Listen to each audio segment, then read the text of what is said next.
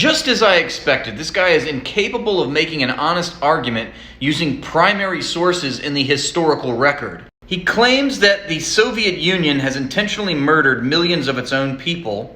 Okay, fine. And what sources does he have to back up and legitimate his claim? Notice, in his video, all of his sources are secondary, Western historians from U.S. academia.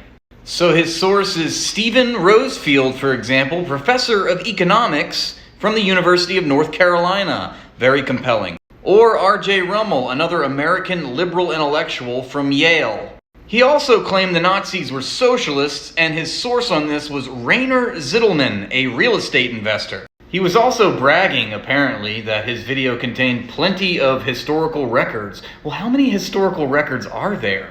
It turns out the social sciences are not so scientific, and anyone can call themselves an intellectual. What I'd like to do now is illustrate the difference between primary sources in the historical record, which is what I asked for, as opposed to what he provided, which was secondary sources and propaganda.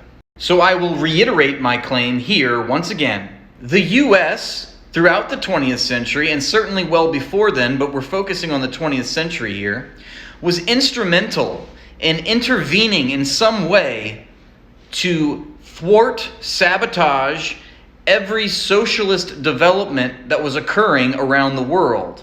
What I mean by socialist development is a country's right to self-determine, which in theory is afforded to every country under international law. It means that a country and its people can decide what it does with its land and its resources. And I'm going to substantiate my claim by looking at primary sources in the historical record.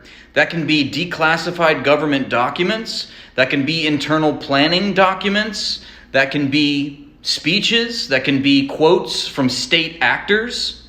These are all examples of primary sources. I'm demonstrating that when a country decides that it is not open to American investment, it is not open to American business, it is not open to American capital accumulation, then the U.S. considers that a grave threat and must neutralize it.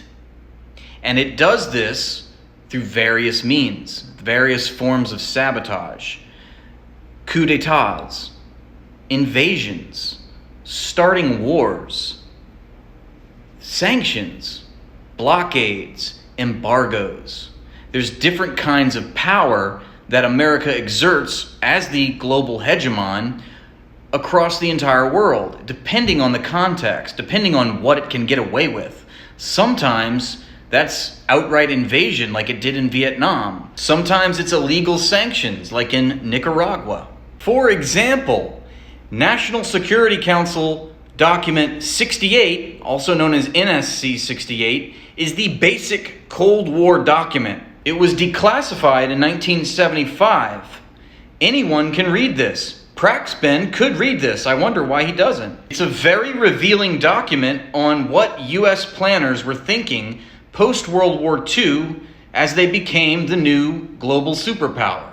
This highly influential document was written by Paul Nitz in 1950, who was the director of policy planning under Harry Truman.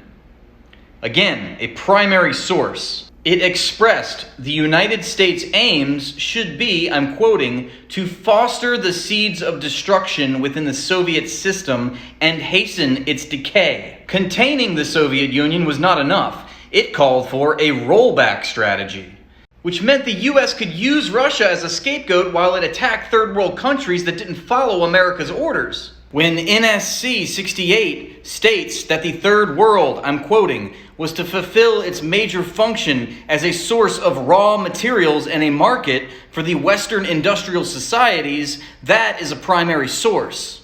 The Council on Foreign Relations is another primary source, as it is a policy planning think tank, and in 1940, it came up with what they called the Grand Area, which was to be the economic domain of the United States after World War II was finished. They literally planned on dominating the economies of Africa, Europe, Southeast Asia, the Middle East, and of course the Western Hemisphere. It virtually encompassed the entire world. The Marshall Plan is another primary source document anyone can read, written by the Secretary of State George C. Marshall post-World War II, and it reveals U.S. planners' intentions to dominate the European economy, another example of America asserting its dominance over the world. The Truman Doctrine, which was outlined in a speech given by President Harry Truman on March 12, 1947, in a joint session to Congress, is another primary source, which basically asserted that the U.S. would play a more central role in intervening and instigating in foreign conflicts. Dwight D. Eisenhower admitting that the Arabian Peninsula is strategically the most important area in the world for its oil reserves, and the State Department saying that controlling those oil reserves is the biggest material prize in world history, is a primary source. When a publicly available study conducted by the CIA expresses concern over the loss of petroleum resources in the Middle East, and then concocts a large-scale counterinsurgency operation in Greece in 1947 to protect those resources in the Middle East, that's a primary source. When a high-ranking U.S. policy planner like George Kennan states that in Latin America, the protection of our resources is our main concern, and since the threat of our resources is indigenous people, then the final answer might be an unpleasant one, which includes police repression by the local government. That is a primary source.